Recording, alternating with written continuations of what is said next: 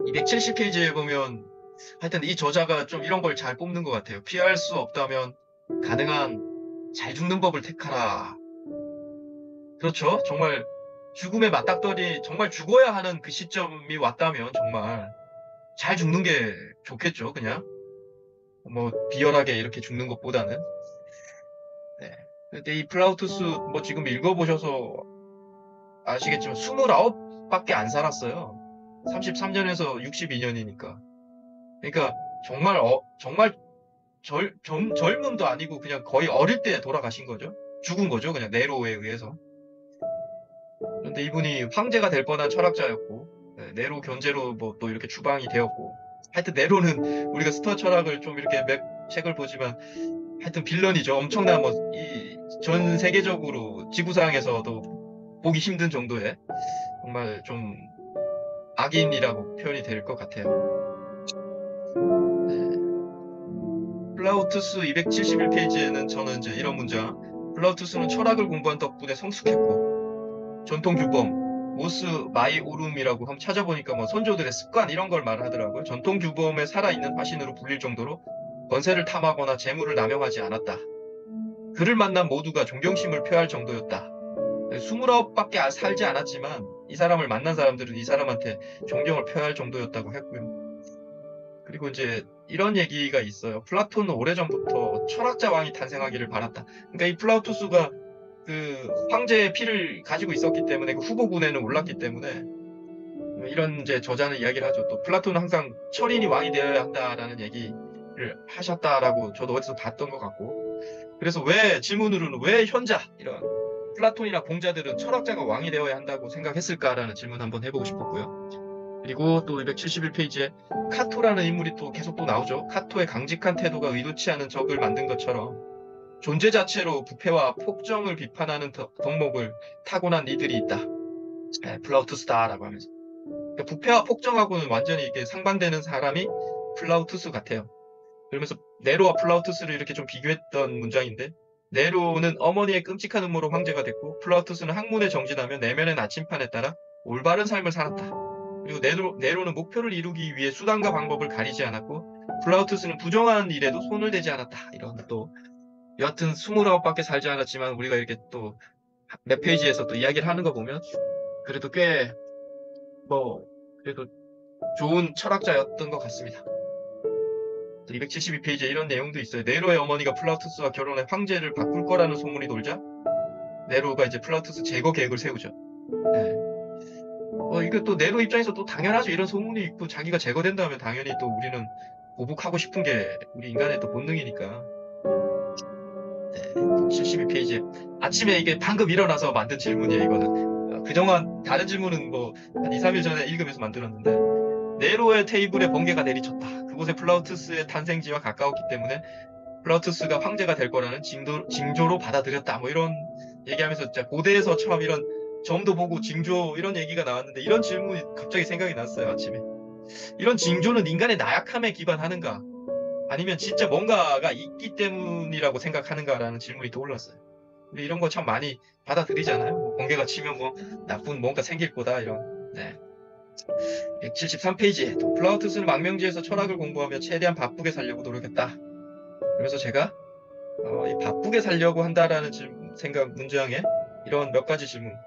정말 바쁘게 산다는 것은 무엇인가라는 그 본질적인 말도 안 되는. 네. 그리고 왜 바쁘게 우리가 이렇게 살려고 할까? 뭐 이런 이유일 수 있어요. 바쁜 게 자기 삶을 존중하는 뭐 느낌이라고 또 우리가 많이 받아들이잖아요. 그래서 바쁜 게 자기 삶을 존중하는 방법일까? 제가 봐도 질문의 내용이 조금 더 확실히 좀 더 좀 깊어진 것 같아요. 제가 봐도 뭐 깊어졌다기보다도 좀 말하기 어려운 질문인 것 같아요. 여하튼 또 173페이지에 또 다모클레스의 검 얘기가 나옵니다. 이게 뭐 세네카에서 좀 언급했다는 말이 나오는데 왕을 부러워했던 사람이 왕이 허락하여 하루 동안 왕자 위에 앉았다. 그의 머리 위에는 한 올의 말총에 매달린 검이 있다는 걸 알게 됐다. 약간 비유적인 것 같죠. 왕자에 앉았지만 최고의 권위에 이 권력에 앉았지만 그 위에는 말총에 매달린 검. 그러니까 언제 이 말총이 찢어져서 자기 머리를 바로 이렇게 꽂아버릴 수 있다 이러는 거죠. 그러니까 권자는 이렇게 늘 위태롭다라는 이야기를 이렇게 좀 다모클레스의 검에서 표현한 것 같고요. 폭군이 다스리던 시기에 많은 이들에게 주목받는 건 충분히 위험한 일이었다. 그렇죠. 네로 같은 폭군이 있는 곳에서는 언제든 뭐 어떤 일이든 충분히 위험한 일이죠. 세네카와도 사이가 틀어진 네로는 불안에 휩싸였다.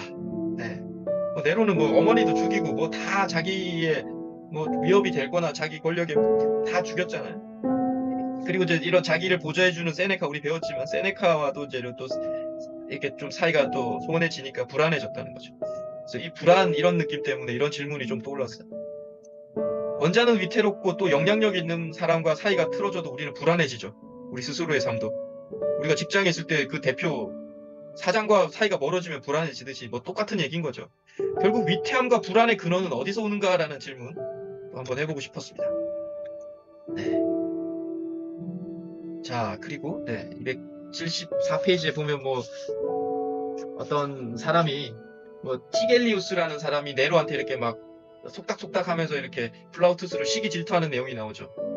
뭐 하여튼 플라우투스가 뭐 이제 돈이 많아져서 과시하고 오만스러워졌고 뭐 선동하며 야욕을 부린다 이런 얘기가 274페이지 위에서 둘째 줄부터 쭉 나오죠.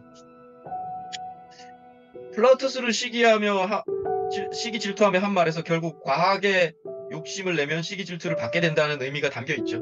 과시하고 오만하고 선동하고 야욕을 부리면 네, 2000년 전이나 지금이나 우리는 옆 사람들한테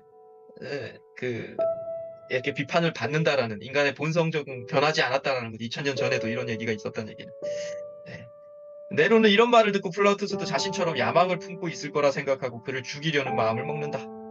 네, 뭐 약간 뭐 울고 싶은 아이 뺨을 때리는 격이죠. 어차피 내가 널 제거하려고 했는데 또 이런 얘기도 들려오네.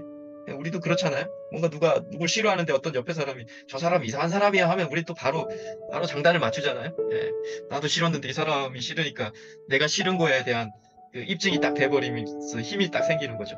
내가 또 싫어할 만한 이유가 있구나라고 생각하면서. 자, 그래서 이제 이렇게 죽이려고 마음을 먹고요. 또 274페이지에. 네. 종종 누군가가 끔찍하게 싫어지는 이유는 그가 못나서가 아니라 내가 가지지 못한 것을 가지고 있기 때문이다. 네, 뭐 하여튼 이 저자도 참 정말 많은 삶의 이치를 한 문장 한 문장에서 깨어내고 있죠. 그래서 이런 질문이 떠올라서요. 이런 경험 우리 다 있죠.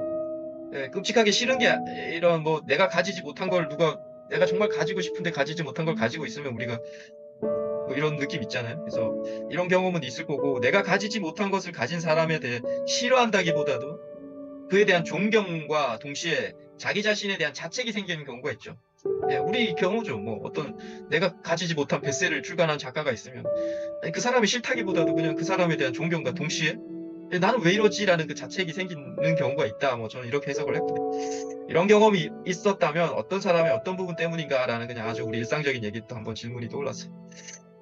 274페이지에 또 가장 큰 두려움은 이게 이제 세네카가 이제 오이디푸스라는 구절에서 인용을 했다고 하는데 가장 큰 두려움은 텅 빈 두려움이다 하면서 이제 네로가 두려워했던 이유를 이런 느낌으로 표현했는데 274페이지 밑에서 5번째, 6번째 줄에 나오죠.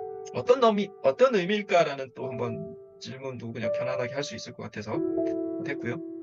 네, 275페이지에 이 플라우투스는 29에 죽었지만 이 사람은 권력욕이나 뭐 이렇게 뭔가 싸우고 싶지 않았어요. 근데 플라우투스의 장인은 혁명을 준비했다고 나오더라고요. 그래서 역시 주변 사람 때문에 또 이 플라우투스도 또 당했구나라는. 네. 그러니까 플라우투스 275페이지 위에 5번째 줄 보면 피비린내 나는 전쟁을 원하지도 않았고 그냥 차라리 그냥 자기 혼자 희생당하겠다 이렇게 자기 희생되는 편을 선호했다는 거예요. 플라우투스는. 근데 또 장인은 또 달랐던 것 같아요. 그러면서 이제 어떤 또 무소니우스의 이런 문장이 나와요. 가능한 잘 죽는 법을 택하게 곧 죽어야 할지도 모른다고 생각하면 잘 죽지 못할 수도 있다네라는. 뭐 그냥 간단하게 생각하면 너무 쉬운 얘기지만 조금 더 깊게 생각하면 무슨 말일까 하는 생각도 들어요. 곧 죽어야 할지 모른다고 생각하면 잘 죽지 못할 수도 있다네라는. 네. 그래서 한번 또 이야기해보고 싶어요. 네로가 정말 잔인하다는 거 다시 한번 보죠 여기서. 그 당시엔 또 당연히 뭐 이렇게 목 잘라 참수하는 게 또 일반적인 사형의 하나의 형태잖아요. 요즘에는 뭐 이러지 않지만. 네로는 플라우투스의 잘린 머리를 청중 앞에 들고 자신을 3인칭으로 말하면서 이렇게 말했대요. 뭐 이렇게 딱 참수를 들고 네로, 자기가 네로인데 네로 이따위 코를 가진 남자를 왜 두려워한 거지? 그러니까 이 네로는 정말 플라우투스를 두려워했던 것 같아요. 네. 자기하고 정반대 상황, 정말 강직한 성품에 하여튼 뭐 그러니까 왜 두려워한 거지라고 이제 청중들 앞에 참수를 들고 이야기를 했다고 하는 것도 참 좀 머릿속에 그려지더라고요. 네, 마지막 질문. 네. 276페이지에 이런 얘기 나오죠. 눈에 가시 같은 플라우투스가 죽었음에도 네로는 곧바로 네, 또 다른 두려움에 잠식당한다.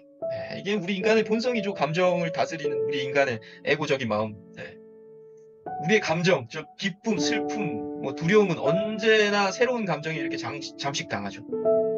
기쁨은 더 큰 기쁨을 요구하고요. 두려움은 없어져도 또 반드시 생깁니다. 예, 이게 우리 인간의 본능이에요. 그래서 말도 안 되는 또 질문.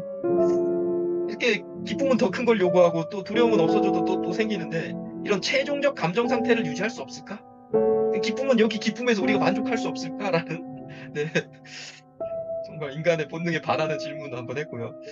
더 커지지도 작아지지도 않는 현재 상태의 감정을 우리가 유지하면 어떨까라는 제가 한번 생각을 해봤어요. 그렇게 된다면 우리는 어떤 상태일까? 네, 이런 질문까지 한번 해봤습니다.